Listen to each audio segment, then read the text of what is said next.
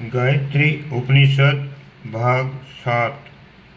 ब्रह्म ने श्री प्रतिष्ठा आयतन को देखा और कहा कि तप करो।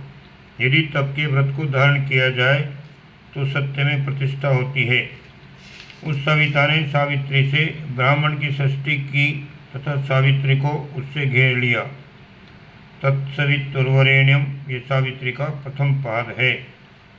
पृथ्वी से ऋक् को जोड़ा युक्त किया, ऋक् से अग्नि को, अग्नि से श्री को, श्री से स्त्री को, स्त्री से मिथुन को, मिथुन से प्रजा को, प्रजा से कर्म को, कर्म से तप को, तप से सत्य को, सत्य से ब्रह्म को, ब्रह्म से ब्राह्मण को, ब्राह्मण से व्रत को। ब्राह्मण व्रत से ही तीक्ष्ण होता है, पूर्ण होता है और अविच्छिन्न होता है। जो इस प्रकार से इसे जानता है और जानकर जो विद्वान इसकी इस प्रकार व्याख्या करता है, वह उसका वंश तथा उसका जीवन अविच्छिन्न होता है। ब्रह्म जब तक अपने आप में केंद्रित था तब तक कोई पदार्थ नहीं था। जब उसे एकोहम बहुश्याम की इच्छा की, एक से बहुत बनने की उपक्रम क्रिया, तो उस इच्छा शक्ति के कारण सृष्टि उत्पन्न हुई। जब ब्रह्मा ने उस सृष्टि का साक्षात्कार किया, उसमें तीन वस्तुएं प्रधान दिखाई दी। पहला श्री, दूसरा प्रतिष्ठा, तीसरा आयतन अर्थात ज्ञान।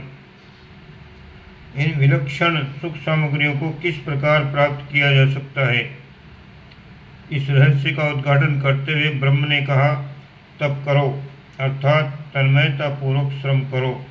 ये किस प्रकार संभव है? तप से अभिष्ट वस्तुएं किस प्रकार प्राप्त हो सकती हैं, उसका भी ब्रह्म ने बड़े सुंदर ढंग से स्पष्टीकरण दिया। यदि तप का व्रत धारण किया जाए, तप को रुचिपूर्वक श्रमशीलता को अपना स्वभाव बना लिया जाए, तो मनुष्य अवश्य ही सत्य में प्रतिष्ठित हो जाता है और अवश्य ही सही मार्ग मिल जाता है। उस मार्ग पर चलता हुआ प्राणी अभिष्ट को प्राप्त कर लेता है। अब इस श्री प्रतिष्ठा और ज्ञान का अधिकारी कौन नियुक्त किया जाए?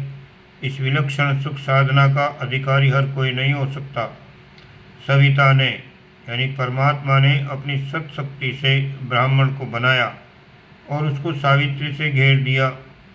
जिसमें सत्तत्व विशेष है, जो ब्रह्म परायण है, वो व्यक्ति ब्राह्मण है।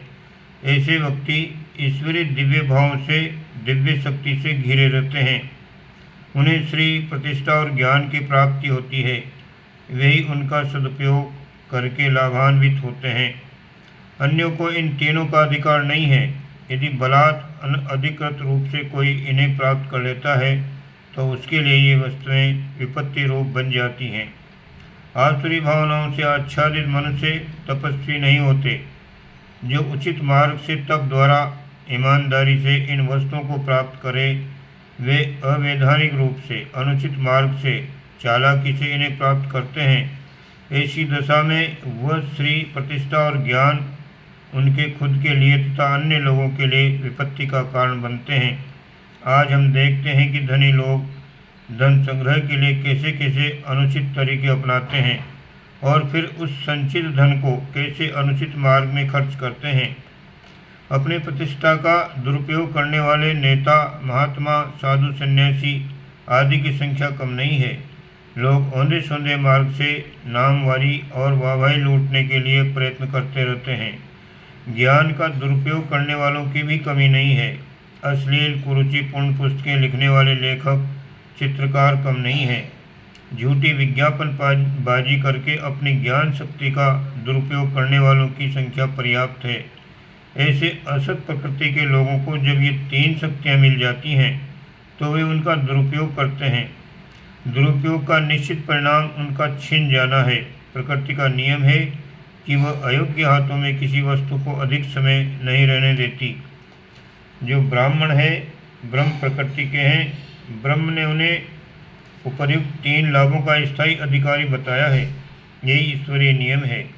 जिन्हें स्थायी रूप से श्री प्रतिष्ठा और ज्ञान का अधिकारी बनना हो, सदा के लिए इनका रसास्वादन करना हो, उन्हें ब्राह्मण बनना चाहिए। अपने गुण, कर्म, स्वभाव में ब्राह्मी भाव की प्रधानता रखनी चाहिए। तभी ये तीन तत्व स्थायी रूप से उसके पास ठहरेंगे। सविता ने, परमात्मा ने अपनी सावित्री से सतशक्ति से ब्राह्मण को वर दिया है। हमें तप द्वारा, योग द्वारा, यज्ञ द्वारा, प्रेम द्वारा, न्याय द्वारा ब्राह्मण बनने का प्रयत्न करना चाहिए, जिससे संसार के इन 3 दिव्य सुखों से के अधिकारी बन सकें।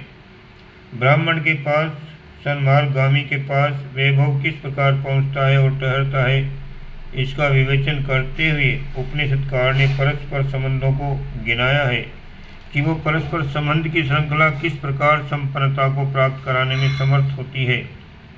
गायत्री के प्रथम पाद तत्सवितुर्वरेण्यम का भूप्रतिनिधि कहा गया है।